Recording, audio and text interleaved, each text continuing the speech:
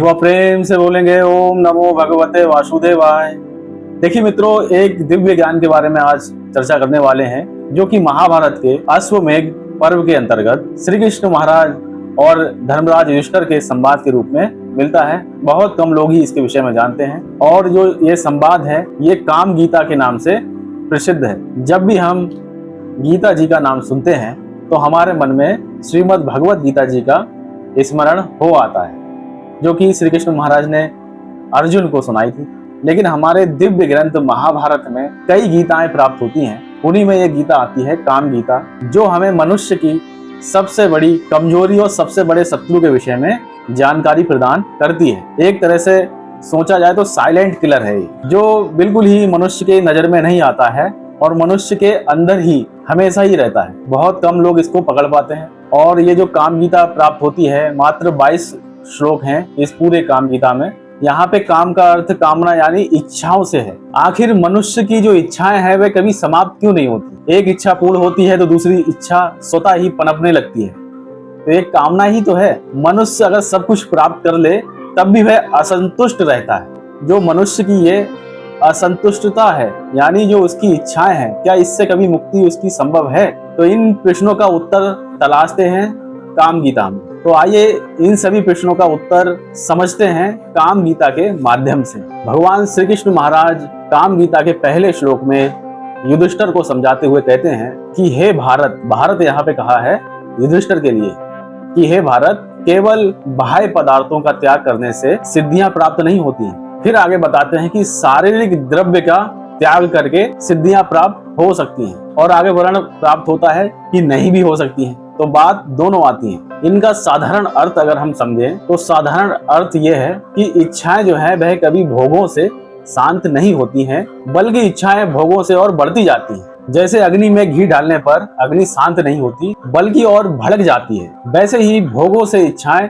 और ज्यादा बढ़ती है। अगर आज के युग में इस बात से अगर तुलना करें तो सत्य दिखाई प्रतीत होती है। जैसे हमारे पास अगर कोई साधारण मोबाइल है तो हम उसे और बेहतर में अपडेट करना चाहेंगे, फिर और उससे टॉप का मॉडल चाहिए, लेकिन फिर भी हमें संतोष की प्राप्ति नहीं होगी, क्योंकि समस्या वस्तु की नहीं है। यहाँ पे समस्या है अपनी इच्छा की, अपनी कामना की। कामना जो है कैसे मनुष्य को बांधती रहती है, वह भगवान आगे बताते हैं कि जिस प्रकार अमृत और मृत्यु दोनों मनुष्य के भीतर ही है। भगवान श्री कृष्ण महाराज कहते हैं युधिष्ठिर से कि अमृत और मृत्यु दोनों ही मनुष्य के अंदर है, और ये दोनों अदृश्य रह के मनुष्य को लड़ाते रहते हैं। यानी किसी को अपना मानना और किसी को अपना नहीं मानना, यही युद्ध का कारण है। भगवान कहते हैं इसमें कोई संशय नहीं है। भगवान श्री कृष्ण महाराज आगे कहते हैं कि इस चराचर जगत, इस चराचर संपत्ति को, पृथ्वी को पाकर भी जिसकी ममता उस पृथ्वी में नहीं है, उसका कोई अनर्थ नहीं कर सकता। और आगे भगवान कहते हैं किंतु हे कुंती नंदन, कि जो वन में रहकर कंदमूल फल खाकर अपना जीवन का निर्वाह करता है और उसकी किसी द्रव्यों में उसकी ममता है, यानी कि कहीं ना कहीं उसका कोई कामना है, उसकी कोई कामना है, किसी में लालसा है, तो वह निश्चित रूप से मृत्यु के मुख में विद्यमान समझो। तो भगवान श्री कृष्ण महाराज आगे कहते हैं कि हे भारत, मतलब युधिष्ठिर से कहते हैं कि हे भारत, अपने भीतर और बाहर के शत्रुओं को समझो, उनके स्वभाव को समझो, किस प्रकार के शत्रु हैं। आगे भगवान मोक्ष का मार्ग बताते हुए कहते हैं कि जो योगी मनुष्य हैं वह बगैर किसी कामना के अपना योग मार्ग का अनुकरण करते हुए उसी मार्ग पर चलते हैं और मोक्ष की तरफ प्राप्त हो जाते हैं।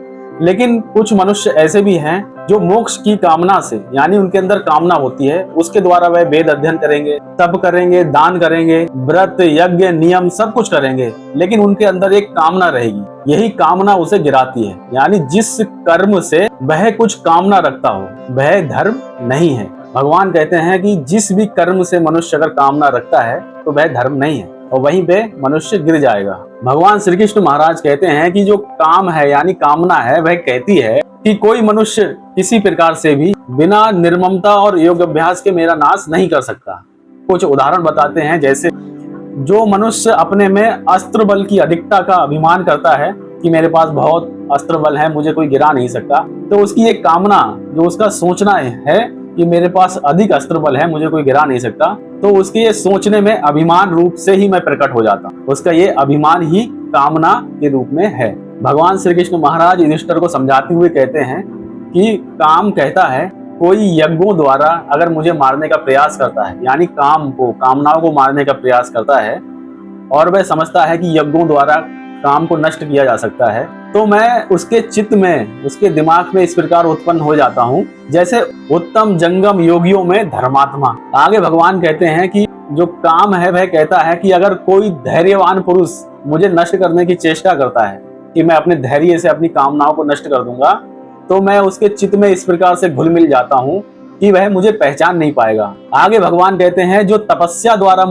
कामनाओं को नष्ट करने की सोचता है, तो उसकी तपस्या में मैं प्रकट हो जाता हूँ। तो काम इतना बलवान है, तो इसलिए भगवान कहते हैं कि जो कामनाएं हैं वह कहती हैं कि मैं प्राणियों के लिए अवध्य हूँ, यानी कि सदा ही रहने वाली हूँ। तो बहुत लोग सोचते हैं कि संसार को त्याग देना ही वास्तविक त्याग है, लेकिन काम गीता ऐसा नहीं कहती है। काम गीता के अनुसार वास्तविक त्याग वस्तुओं का त्याग या किसी संसार का त्याग या फिर जो भी चीज आपके पास है उसका त्याग नहीं है, बल्कि आसक्ति का त्याग ही सर्वोपरि है। काम गीता के अनुसार मनुष्य घर में रहकर भी मुक्त हो सकता है और जंगल में रहकर भी बंधन में पड़ सकता है। बंधन वस्तुओं में नहीं है, बंधन मेरा जो भाव है उसमें है। काम गीता के शुरुआत में ही जो श्लोक है वहां पे लिखा है मम, यानी दो ही अक्षर हैं, माँ और माँ, मम, और दो अक्षर बताए गए हैं वहां पे मृत्यु, मम यानी मृत्यु, और उसी के जस्ट आगे तीन अक्षर मिलते हैं ना मम, ये तीन अक्षर अमृतत्व हैं। तो जो दो अक्षर थे उसका अर्थ है ये मेरा है, मेरा धन, मेरा घर, मेरा पद, मेरा शरीर, और जो कुछ भी मनुष्य जिसमें आसक्ति रखता है, और यही भावना बंधन का कारण बनती है। लेकिन मनुष्य अगर समझ लेता है कि ये सब ईश्वर का है, मैं केवल एक सेवक मात्र हूँ, तो ना मम की स्थिति उत्पन्न हो जाती है। तो काम गीता के अनुसार यही मुक्ति का मार्ग है। तो मित्रों, आज के वीडियो में हमने काम गीता के विषय में कुछ छोटी सी चर्चा की। वीडियो अगर अच्छा लगा हो तो वीडियो को लाइक कीजिएगा, चैनल को सब्सक्राइब कीजिएगा। मिलते हैं और किसी ज्ञानवर्धक वीडियो के साथ में। एक बार प्रेम से बोलेंगे ओम नमो भगवते वासुदेवाय।